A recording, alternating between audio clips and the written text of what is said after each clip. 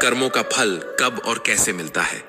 श्री कृष्ण कहते हैं, जब तू थक जाए और तेरा मन कहे कि अब बस, वहीं से प्रारंभ होता है कर्म का फल। जिस पल तू ये सोचता है कि दुनिया ने तुझे भुला दिया, उसी पल ब्रह्मांड तेरा हिसाब लिख रहा होता है। कभी कभी फल उस रूप में नहीं आता जैसा तूने सोचा था। वो एक आशीर्वाद के कपड़े में छिपा हुआ कोई सबक होता है, या एक सबक के कपड़े में छिपा कोई आशीर्वाद। श्री कृष्ण कहते हैं, कर्म बोया जाता है मौन में और उगता है समय की अप्रत्याशित ऋतुओं में। न समय बताएगा, न संकेत देगा, पर फल टालता भी नहीं है। जब तेरा सबसे प्यारा रिश्ता तुझसे दूर चला जाए बिना किसी कारण, तब समझ कि तेरे किसी बीते कर्म ने तुझे सीखने का मौका दिया है, माफी का नहीं। और जब बिना कारण कोई तुझसे प्यार करने लगे, तब जान ले, प्यार करने लगे तब जान ले, कोई पुण्य कर्म है जो अब लौटने आया है, चुपचाप बिना दस्तक दिए। कर्म का फल समय पर नहीं, समझ पर आता है। प्रत्येक आंसू जो तूने दूसरों के कारण गिराया, वह गिन लिया गया है, और हर मुस्कान जो तूने बिना कारण बांटी, वो भी अब रास्ते में है। कर्मों का फल कब और कैसे मिलता है। श्री कृष्ण कहते हैं, कभी किसी के लिए नीरव रातों में रोया गया तू, आज किसी के लिए सुबह की पहली प्रार्थना है। यही है कर्म का रहस्य। गीता के अनुसार जब पाप का समय आता है, तब पुण्य मौन हो जाता है, परंतु मौन कभी न्याय से अधिक नहीं होता, केवल देर करता है। क्योंकि फल की गति को समय नहीं टाल सकता, और भाग्य की रचना करने वाला कोई और नहीं, स्वयं तू है। जो कर्म कर रहा है वही भाग्य बुन रहा है। भगवान को दोष देना सबसे आसान है, परंतु सबसे बड़ा छल स्वयं के साथ यही होता है। आज जो तू रो रहा है, हो सकता है वो किसी और के आंसू थे जो तूने कभी देखे ही नहीं। कर्म को निष्काम कहने से वो निष्काम नहीं हो जाता जब तक तू उसे ईश्वर को समर्पित नहीं करता। हर भाव, हर विचार, हर इच्छा, ये भी कर्म है, और इन्हीं का फल सबसे गहरा होता है। पाप तुरंत नहीं रोता, वो तब तक सोता है जब तक तेरा पुण्य जागता रहता है, और जब पुण्य की थकान बढ़ जाती है, तब पाप बोल पड़ता है, अब मैं फल दूंगा, अब तू भोगेगा। यदि तू सोचता है कि तूने छिपकर कुछ कर लिया, तो जान ले, ईश्वर का न्याय छिपा नहीं करता, वो प्रतीक्षा करता है। वो प्रतीक्षा जो तेरी बुद्धि को भी भ्रम में डाल दे। सोच कर किया गया कर्म पश्चाताप की रेखा मिटा सकता है, परंतु बिना सोचे किया गया कर्म कई जन्मों तक तुझे उन्हीं रेखाओं के नीचे रुला सकता है। कर्म का फल निश्चित है, लेकिन उसका समय रहस्यमय है, क्योंकि ईश्वर की घड़ी में ना जल्दी है ना देर, वो सिर्फ न्याय है। इससे पहले कि हम इस विषय को गहराई से समझें, आपसे अनुरोध है कि इस वीडियो को अंत तक देखें। यदि आपको हमारा यह प्रयास पसंद आए तो वीडियो को लाइक करें और नीचे कमेंट में जय श्री राधे कृष्ण अवश्य लिखें। कर्म बुरा हो या अच्छा, वह लौटता है तेरे पास, तेरे भीतर, तेरे ही जीवन में। अगर आज तू समझ जाए कि हर क्रिया एक चक्र है जो लौट कर आएगा, तो शायद तू कल किसी को चोट पहुंचाने से पहले एक बार खुद को देखे। श्री कृष्ण ने गीता में कहा, कर्म कर पर फल की चिंता मत कर। पर क्या तू समझा कि यह अनुमति है किसी भी कर्म की? नहीं, यह चेतावनी है कि तू अगर फल की चिंता नहीं करेगा तो भी फल तेरी चिंता करेगा, क्योंकि भगवान ने हर कर्म का परिणाम उसके भीतर ही रख दिया है। ईश्वर न्याय करता है, पर चुपचाप, धैर्य से, गहराई में। जो आज चुप है वो कल तूफान बन सकता है। अतः सोच और सोच फिर कर्म कर, क्योंकि सोच कर किया गया कर्म ही वास्तव में कर्म योग बनता है। कर्म यदि ईश्वर को अर्पित नहीं तो वो तुझे बांधता है, परंतु यदि वही कर्म तू ईश्वर को समर्पित कर दे तो वह तुझे मोक्ष के द्वार तक पहुंचा सकता है। तू क्या करेगा? बांधने वाला कर्म या मुक्त करने वाला कर्म? जो बंधन से जन्मता है वो पुनर्जन्म में उलझता है, पर जो ईश्वर के लिए होता है वो मोक्ष की ओर जाता है। जो तू कर रहा है वही तेरे भविष्य की नींव है, और नींव गहरी हो या खोखली, उसकी जिम्मेदारी किसी और की नहीं। भाग्य को कोसना सरल है, पर यह भूल मत कर कि भाग्य तेरा ही चेहरा है जिसे तूने अपने कर्मों से बनाया है। आज दुख है तो शायद कल तूने किसी और के सुख को चुराया था। प्रभु की दृष्टि में कोई क्षण व्यर्थ नहीं जाता। हर मुस्कान, हर आंसू गिन लिया जाता है। तू चाहे कितनी भी योजनाएं बना ले, अगर तेरे कर्म गंदे हैं तो तेरे भाग्य की किताब में उजाला नहीं लिखा जा सकता। जब पुण्य समाप्त होने लगते हैं तभी पाप की बारी आती है, और जब पाप की बारी आती है तब व्यक्ति को अपने ही कर्मों की परछाइयां निगलने लगती हैं। जो अभी तुम्हारे जीवन में दुहक है वह अचानक नहीं आया, वो तो तुम्हारी ही बनाई हुई छाया है, किसी भूल की, किसी अनदेखी की, किसी उस समय की जब तुम सोच सकते थे पर तुमने सोचा नहीं। कर्म करने से कोई नहीं बचा, जो नहीं करता वह भी कर रहा होता है। मौन भी कर्म है, त्याग भी कर्म है, और असंवेदनशीलता भी। हंसकर सहोगे तो दुख तब बन जाएगा, रोकर सहोगे तो वही दुख तुम्हें तोड़ देगा। क्योंकि जीवन में जो भी आ रहा है वह तुमसे पूछकर नहीं आया, वह तो तुम्हारी आत्मा के द्वारा बहुत पहले तय किया गया था। भीष्म पितामह बोले, मैंने 73 जन्मों तक ध्यान लगाया, कोई पाप नहीं दिखा, फिर ये बाणों की शैया क्यों? श्री कृष्ण मुस्कुराए, 73 नहीं 74वें जन्म तक देखो। तब तुम किशोर थे, वन में गए थे, एक टिड्डी के शरीर में कांटा चुभा दिया था, बिना कारण, बिना दया। वही कांटा समय बनकर बाणों में बदल गया। तब भीष्म की आंखें बंद हो गईं, पर अब पीड़ा में नहीं, प्रज्ञा में। धृतराष्ट्र बोले, मैंने क्या अपराध किया जो अपने 100 पुत्रों का शोक भोग रहा हूं? श्री कृष्ण ने अपने योग बल से उन्हें दिखाया, तुम एक राजा थे, स्वाद में अंधे हो गए थे। तुम्हारे रसोइये ने हंस के 100 बच्चों का मांस बनाया, तुमने बिना विचारे खा लिया, पुत्रवत प्राणियों को खा लिया। अब उन 100 बच्चों के शोक को भोगने की बारी आई है, और तुम अंधे हो गए क्योंकि तुमने देखा नहीं, सोचा नहीं, जाना नहीं। पुण्य ने 100 जन्म तक रोका, पर जब पाप की घड़ी आई तो वह 100 पुत्रों की मृत्यु बनकर आया। जो किया वही मिलेगा। यह कोई धमकी नहीं, यह चेतावनी भी नहीं, यह तो केवल न्याय है, तुम्हारे ही द्वारा, तुम्हारे लिए रचा गया, ताकि तुम सीख सको। फिर दुष्कर्म क्यों, जब हर कर्म का फल अनिवार्य है, जब हर भावना भविष्य बनती है, जब हर सोच जीवन को आकार देती है। कभी सत्संग से दंड कम हो सकता है, कभी प्रभु की कृपा प्रसाद बनकर उतरती है, पर फल टलते नहीं, केवल रूप बदलते हैं। तुम सोचते हो कोई देख नहीं रहा, पर भीतर बैठा चेतन साक्षी सब जानता है। तुम अपनी आत्मा से छिप नहीं सकते। जब तुम कर्म करते हो तो वह भविष्य का बीज बन जाता है। जिस दिन वह फलता है तब तुम्हें लगता है यह क्यों हुआ, और तब जवाब मिलता है यह तो तुमने ही बोया था। यह न्याय का खेल नहीं, यह आत्मा की यात्रा है। हर जन्म एक पड़ाव है, हर पीड़ा एक शिक्षक, हर क्षण एक दर्पण। और यह स्क्रिप्ट, यह अंत नहीं है, क्योंकि न तुम रुके हो, न तुम्हारे कर्म, न उनकी प्रतिध्वनि। शब्द रुक सकते हैं पर कर्मों की गति नहीं। तब समाप्त हो सकता है पर फल की प्रतीक्षा नहीं। प्रार्थना मौन हो सकती है पर उसका असर अनंत है। इसलिए मुस्कुराओ जब पीड़ा आए। समझो कि अब वो बीज फूट रहा है जिसे तुमने किसी भूले हुए पल में बोया था। जो छूट जाएगा उसी से मोह रखते हो, जो साथ जाने वाला नहीं है उसके लिए दिन रात रोते हो। क्या यही कमाई थी जिसके लिए आत्मा भी बेच दी, और अंत में वो भी हाथ नहीं आया? सोचो, साथ में क्या लाए थे और क्या लेकर जाओगे? श्री कृष्ण कहते हैं, जिस दिन तुमने जन्म लिया उस दिन न तुम्हारे पास दौलत थी, न मकान, न पद, न प्रतिष्ठा, न तुम्हारी जेब में जमीन की नकल थी, न ही रिश्तेदारों की सूची।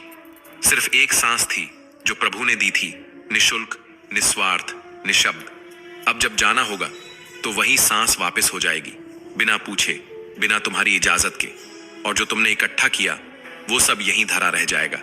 संग ना दौलत जाएगी, न ही गाड़ी, न ही वो फोटो जिस पर तुमने लिखा था माई ड्रीम लाइफ। तब साथ कौन होगा? केवल तेरे कर्म, कड़वी बातें, तानों की धार, बिना जरूरत का गुस्सा, औरों की बेइज्जती। ये सब तेरे साथ एक बोझ की तरह चलेंगे और अगले जन्म की राहों को कांटों से भर देंगे। पर वहीं यदि किसी की सेवा की हो, किसी भूखे को रोटी दी हो, किसी रोते को चुप कराया हो, किसी गरीब के बदन पर गर्मी रख दी हो, तो वो पुण्य बनकर तुझे अगली बार आंचल बनकर ढंकेंगे। जो चीज तुम्हें बुरी लगे वो कभी किसी और को मत दो। अपमान, कटुता, झूठ, ये वो धुएं हैं जो आत्मा को काला कर देते हैं। और फिर तुम सोचते रह जाते हो, मैंने तो कुछ गलत नहीं किया था। फिर ये जीवन इतना कठिन क्यों?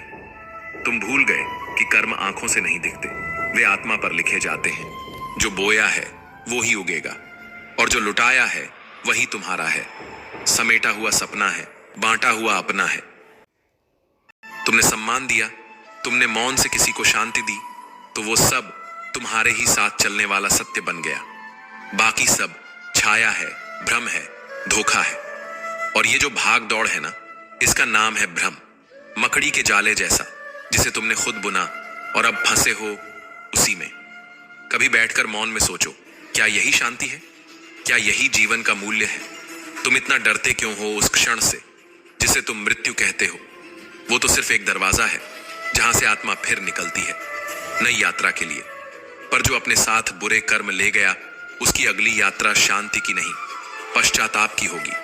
इसलिए अगर देना ही है कुछ, तो मीठे शब्द दो, समझदारी दो, सम्मान दो, सहानुभूति दो। ये वो सिक्के हैं जिनकी कोई सीमा नहीं, न इस लोक में न परलोक में। तिल भर नहीं ले जा सकते तुम, और तुमने जीवन भर पहाड़ समेटे। कैसी विडंबना है, खाली हाथ आए, खाली हाथ जाओगे, और बीच का जीवन भराव का धोखा बन गया। शरीर नहीं जाएगा, रिश्ते नहीं जाएंगे, नाम नहीं जाएगा, प्रसिद्धि नहीं जाएगी, और जो तुम सबसे ज्यादा समझते थे अपना, वो भी तुम्हारा नहीं था। फिर भी तुम मोह में बंधे हो उससे जो क्षणिक है, जो टिकेगा नहीं, जो साथ नहीं चलेगा।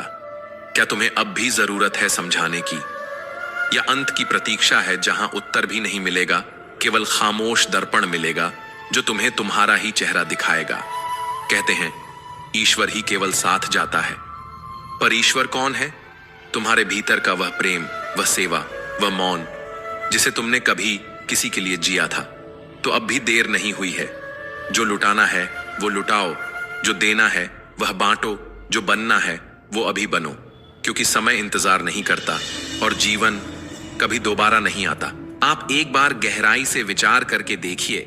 सच कहें तो जब प्रस्थान का समय आता है, तब साथ में एक तिल तक ले जाने की सामर्थ्य नहीं रहती। फिर यह छीना झपटी, ये मोह, ये संघर्ष किसके लिए, किस हेतु? क्या यह प्रभु की आज्ञा नहीं है कि हर कार्य को उनके निमित्त समझकर कर लो और उसका फल पूर्ण श्रद्धा से उन्हीं के चरणों में अर्पित कर दो?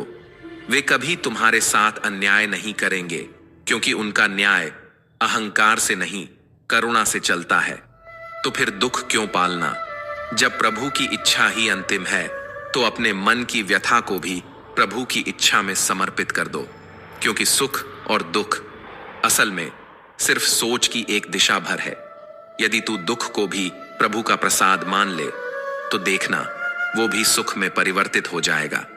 जिस दिन तूने दुख में भी प्रभु का आदेश देखा, उस दिन से हर स्थिति प्रभु का आशीर्वाद बन जाएगी। श्री कृष्ण कहते हैं, जिस दिन किसी की आत्मा पर किया गया तिरस्कार लौटकर अपने ही भाग्य में घुलता है, उसी दिन समझ लेना कि न्याय का समय कभी टलता है, लेकिन रुकता नहीं। बोलने वाले की जुबान नहीं, सुनने वाले की आत्मा सुनती है। और उस साधु ने भी हर अपमान, हर गोबर चुपचाप ले जाकर एक कोने में जमा कर लिया। सिर्फ गोबर ही नहीं था वो आदमी की नफरत, घमंड और अज्ञान था, जो रोज एक नई परत में उसके भाग्य की रेखाओं पर चिपकता चला गया। और जब वो भाग्य अंततः भगवान की अदालत में पहुंचा, तो उस आदमी को प्रसाद में वही मिला जो उसने दूसरों को दिया था। प्रभु, यह तो गोबर है। हाँ, और वह वही है जो तूने एक जरूरतमंद को दिया था, उस वक्त जब तू दे सकता था, लेकिन देने की जगह तूने उसका आत्मसम्मान छीना।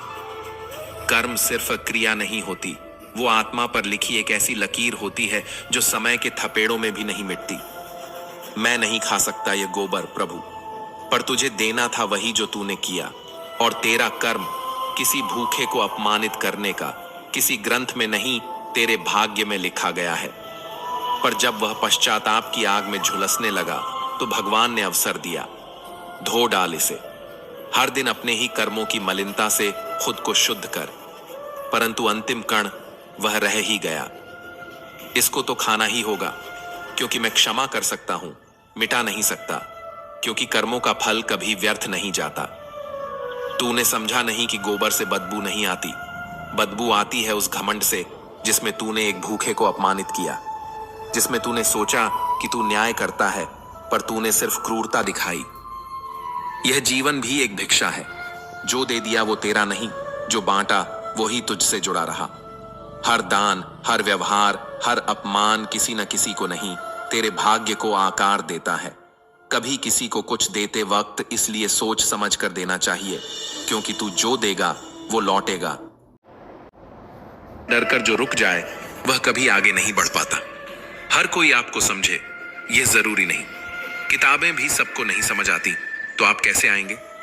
कभी कभी जीवन में स्थिरता तलाशना सबसे अस्थिर सोच बन जाती है, क्योंकि न प्रेम, न घृणा, न समय और न ही संबंध, कुछ भी स्थिर नहीं है। हर चीज प्रवाह में है, इसलिए खुद को बहने दो। संघर्ष में, चोट में, हंसी में, आंसू में, क्योंकि जो बहता है वही जीवित होता है। जितना अधिक लगाव होगा, घाव उतना ही गहरा होगा। इसलिए किसी से अत्यधिक उम्मीद मत रखो, क्योंकि जिनसे सबसे ज्यादा आस होती है वही अक्सर सबसे ज्यादा तोड़ते हैं। जो इंसान गुस्से में रोते हुए सब कुछ सच बोल दे, वो झूठ नहीं कहता, बल्कि वही इंसान सबसे सच्चा होता है। अच्छा इंसान मतलबी नहीं होता, वो सिर्फ चुपचाप उन लोगों से दूर हो जाता है जिनके लिए उसकी अहमियत ही नहीं होती। श्री कृष्ण कहते हैं, कर्मों का फल हर हाल में भोगना पड़ता है। दिखावा करने वाले अपनेपन का पर्दा बहुत जल्दी गिरा देते हैं। इसलिए जीवन की समस्याएं सबके सामने न रखो, क्योंकि 80% लोगों को कोई फर्क नहीं पड़ेगा और बाकी 20% बस खुश होंगे कि तुम परेशान हो। कभी किसी को इतनी अहमियत मत दो कि वह तुम्हारी मुस्कान ही छीन ले। यह कलयुग है जहां बुरे के साथ क्या होगा कोई नहीं जानता, पर अच्छे के साथ बुरा होना निश्चित है। समझदारी यह नहीं कि सब जान लो, समझदारी यह है कि दूसरों की अच्छाई देखकर तुलना नहीं, प्रेरणा लो। अगर कोई संगत तुम्हारे विचारों को शुद्ध कर दे, तो वह कोई साधारण इंसान नहीं है, वह तुम्हारे भाग्य में लिखा एक दुर्लभ अवसर है। तुम्हारा कठिन समय ही तुम्हारी असली शक्ति को जन्म देता है। सच्चा मौन सबसे बड़ा उत्तर होता है और माफ कर देना सबसे बड़ी सजा। जो धन सत्य से कमाया गया हो वह सुख देता है, और जो छल से मिला हो वह सिर्फ चिंता देता है। श्री कृष्ण कहते हैं, दूसरों के भले की सोचने वाला मनुष्य हमेशा पत्थर खाता है, क्योंकि फल देने वाले वृक्षों को ही मारा जाता है। जो तुम कर रहे हो, अगर उससे प्रेम है तो सफलता स्वयं दौड़कर आएगी। सफलता खुशी की कुंजी नहीं है, बल्कि खुशी सफलता की कुंजी है। श्री कृष्ण कहते हैं, मनुष्य को बर्बाद करने वाले 5 कारण हैं: नींद, गुस्सा, डर, थकावट और टाल मटोल। लक्ष्य में जो खो गया वही पाया जाता है। यदि बीता हुआ कल दुखद था तो उसे सोचकर आज को न गंवाओ, क्योंकि विश्वास के बिना कोई भी रिश्ता इस संसार में बहुत दिन टिक नहीं सकता। और जो खुशी है वह सिर्फ आजादी से उपजती है, और आजादी साहस से। जिसमें साहस नहीं है उसमें जीवन की सच्ची मुस्कान भी नहीं होती। खुशी के लिए अपनी मुस्कान गिरवी मत रखना, क्योंकि जो तुम्हें रुला सकता है वो तुम्हारा नहीं हो सकता, चाहे तुम उसके लिए कुछ भी करने को तैयार हो। चेहरे का रंग दोस्ती तय नहीं करता, मन का रंग ही मनुष्य का आईना होता है। वक्त किरदार लिखता है, हम तो सिर्फ संवाद बोलते हैं, पर कभी कभी संवाद भी तीर बन जाते हैं जो सीधा दिल को चीरते हैं। श्री कृष्ण कहते हैं, विश्वास सबसे पहले अपने आप पर करो, क्योंकि जो खुद पर नहीं भरोसा करता वो दूसरों पर भी सिर्फ दिखावा करता है, और दिखावे का अपनापन वक्त आने पर दरारों से चटक उठता है।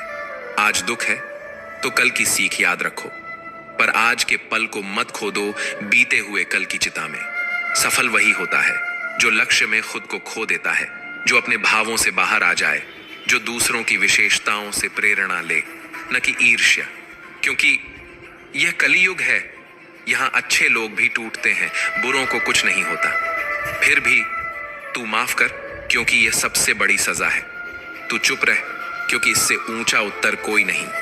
कभी मुस्कान मत खोना, भले ही वो झूठी हो, क्योंकि यही तेरा प्रतिकार है उस दुनिया के लिए जो तेरे आंसू नहीं देखती।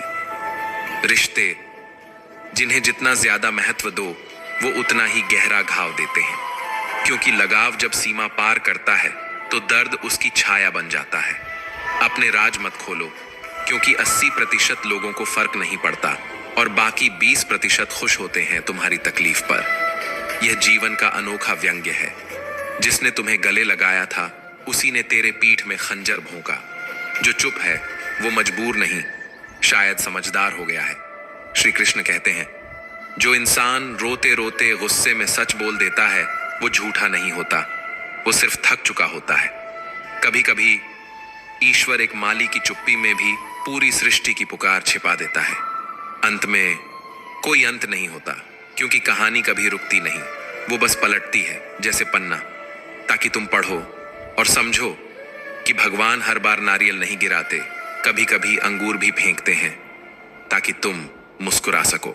तो दोस्तों, हम उम्मीद करते हैं कि आपको उपदेश और कहानी पसंद आए होंगे। तो मित्रों, आपको यह उपदेश और कहानी अच्छी लगी हो तो वीडियो को लाइक कर, दोस्तों रिश्तेदारों को भी ये ज्ञान भरी वीडियो शेयर कर दो और कमेंट में जय श्री कृष्णा लिख दो। मित्रों, आपका पूरी वीडियो देखने के लिए धन्यवाद। जय श्री कृष्णा।